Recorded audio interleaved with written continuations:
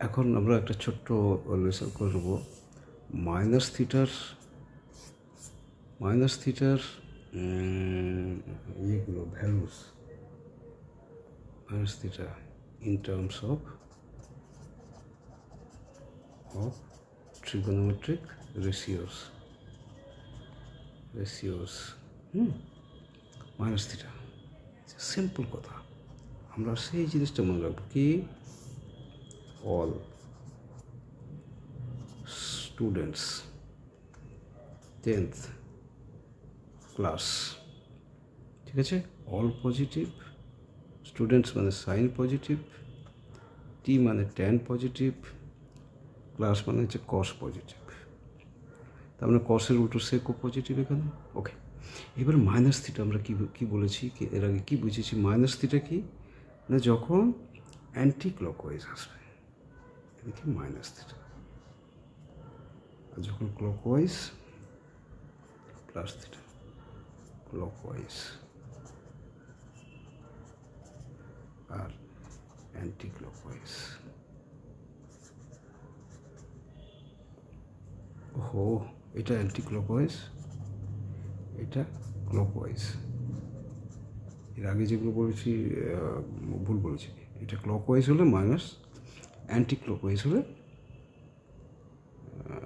plus theta ঠিক আছে এর আগে শিখিয়েছি আমরা তো এবারে দেখো সাইন অফ মাইনাস থিটা কী হবে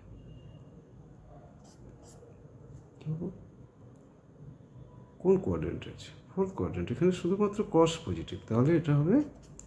মাইনাস সাইন থিটা হলো cos of minus theta fourth quadrant তো এটা কস পজিটিভ কস থিটা পজিটিভ হলে সেক থিটাও positive sec of minus theta is equal to sec theta sin theta negative মানে হচ্ছে cosec of minus theta is equal to minus cosec theta ঠিক আছে এবারে ট্যানটাও একই হবে cos আর sec বাদে সব negative tan of minus theta minus tan theta cot of minus theta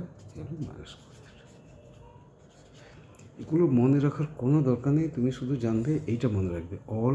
students 10th class ঠিক আছে অল পজিটিভ স্টুডেন্টসের এস সাইন কোসেক পজিটিভ ট্যানের টি 10th tan cot positive class C cos sec positive ঠিক আছে এটা মনে রাখবে এই জিনিসগুলো তোমাদের বুঝতে সুবিধা হবে কোনো রকম কোনো সমস্যা হবে না